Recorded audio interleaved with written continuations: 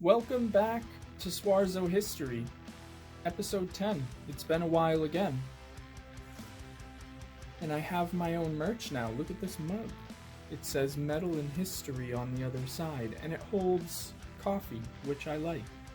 And you can get other merch on my website as well. I've got shirts, sweatshirts, hats, the mug, and like framed posters and some other stuff on there too. So if you want something and you want to spend money on me, you can go there and look and see what I have. So today I want to talk about the single that I released back in September, which is called Take the Cross. So Take the Cross is about a couple of things at the same time. First, it is about the ideology and recruitment for the First Crusade. And second, it's also just kind of about the universal experience of being recruited to go on a crusade at any point in time. The Crusades are kind of a loaded topic right now because people, as you probably know, love to take historical subjects and use them as modern day arguments against other groups of people. We're not going to do that here. We're going to talk about history, ideology, and recruitment.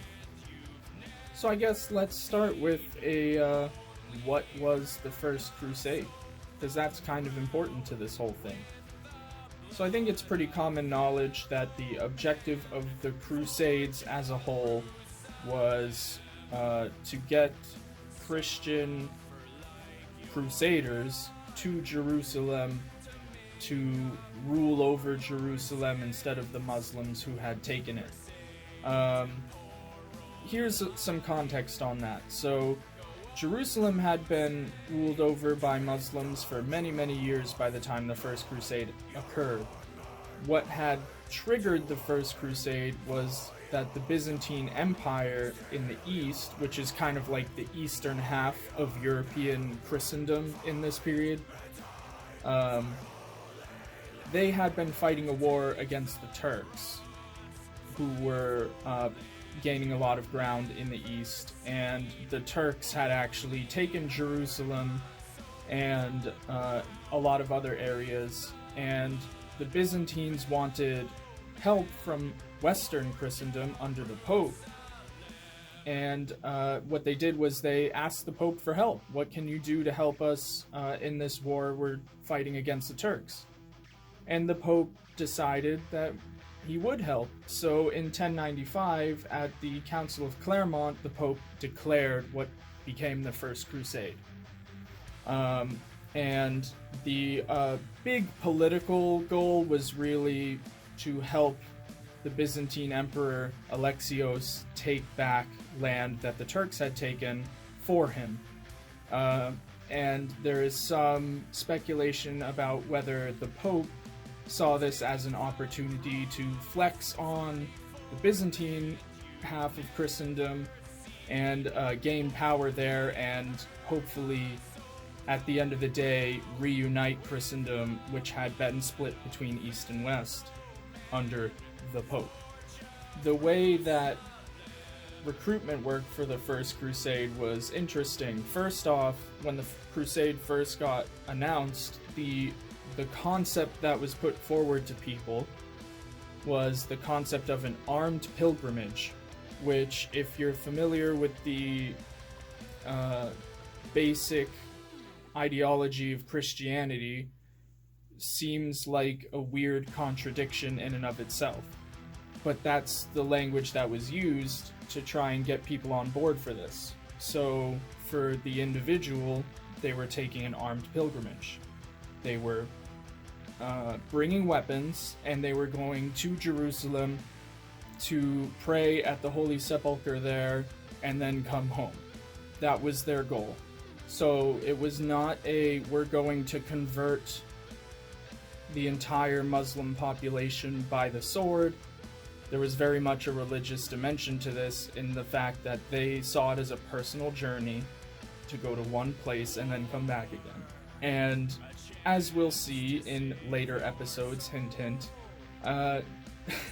crusades like this got diverted to a variety of means, and They never were as simple as just go to Jerusalem and come back again. They always got hijacked or diverted in some way.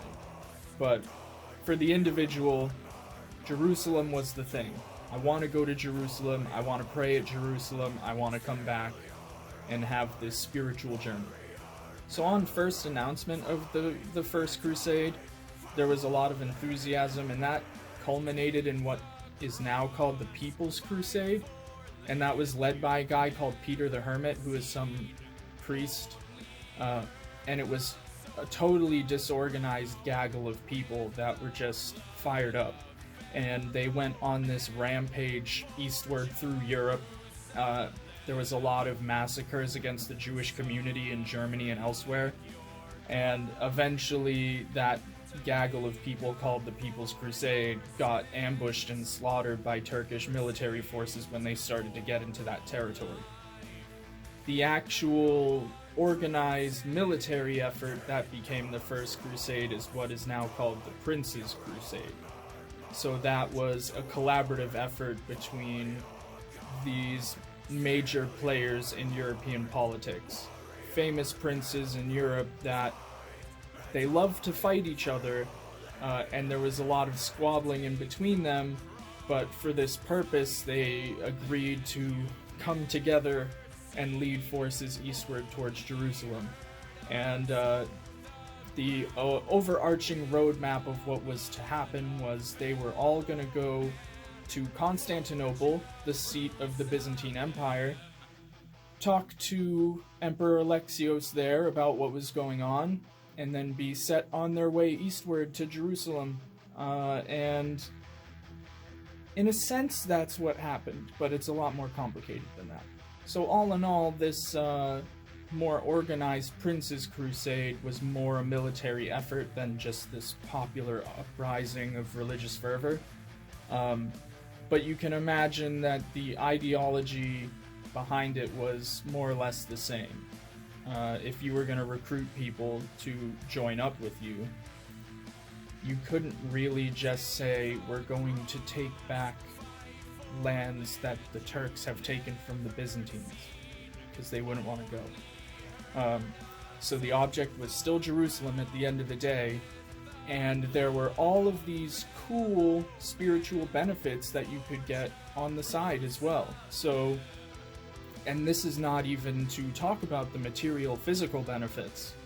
So on the one hand, you go to Jerusalem and pray there. That's pretty cool.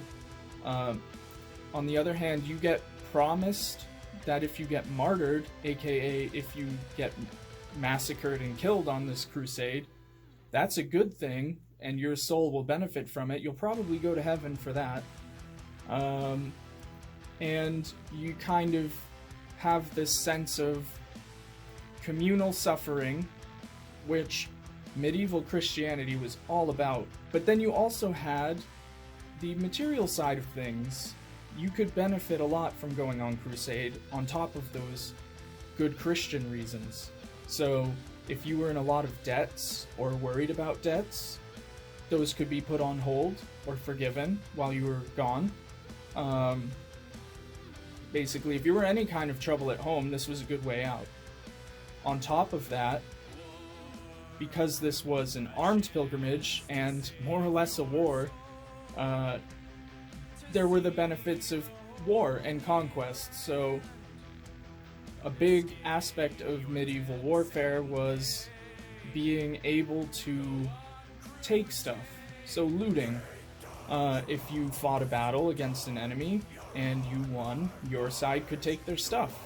And if you took their stuff, you could sell it or keep it or what have you and make a profit. So there's disagreement about the extent to which that loot system was the foundation of military incentive in the period, but it was definitely a factor. And there were multiple times throughout the crusade itself where a battle would be fought, and the main challenge of the commanders would be to hold the loot drive in of their forces so that they didn't get disorganized and scramble prematurely and get wiped out. So the other half of my song, Take the Cross, is kind of a personal reflection on being recruited.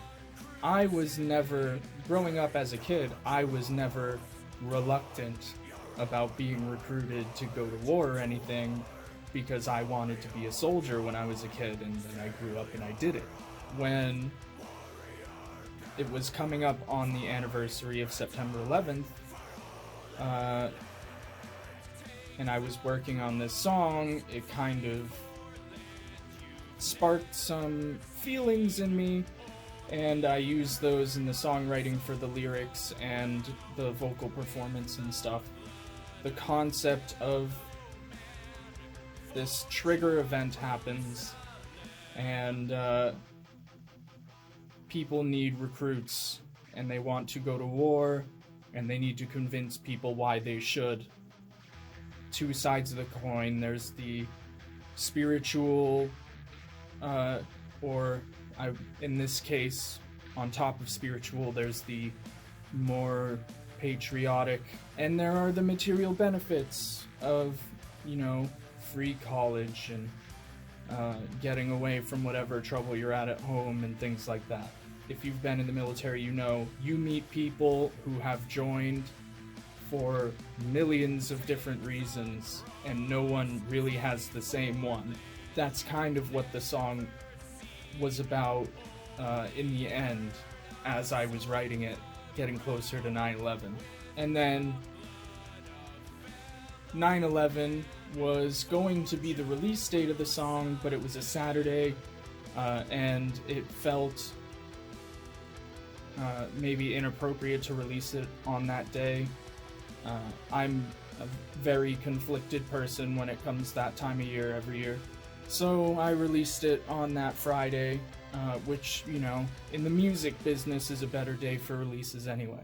So that's Take the Cross. I did this episode about Take the Cross now because I've got more stuff building off of this in the works. Beyond in the works, if you will. So I've already written, recorded, and gotten mixed and mastered 2 songs that are going to be coming out next, that are kind of the next chapter of this. Currently I'm just waiting on the artwork to come in that I commissioned for it, and it's taking a little longer than usual because the guy who does the artwork for me was saying that he's very busy right now. So it's taking a little bit of time, but these next releases are going to be building directly off of this one. So they're going to be First Crusade related. So expect news very soon about new releases. But also, man, I am super busy. This is my last semester of my master's program. So I've got the master's thesis that I'm writing right now, and then also a research seminar on top of that. And boy, it's rough, but almost done. And then hopefully I can spend even more time on music when I'm done with that. But let me tell you, the research is giving me a lot of ideas for future songs, so there's that. That concludes episode 10 of Swarzo History. I think it's episode 10. If I'm wrong, don't worry about it. Next episode will probably be about one of the new songs that aren't even out yet. I look forward to sharing the artwork with you when it comes and getting the song released. But until then, have a good time.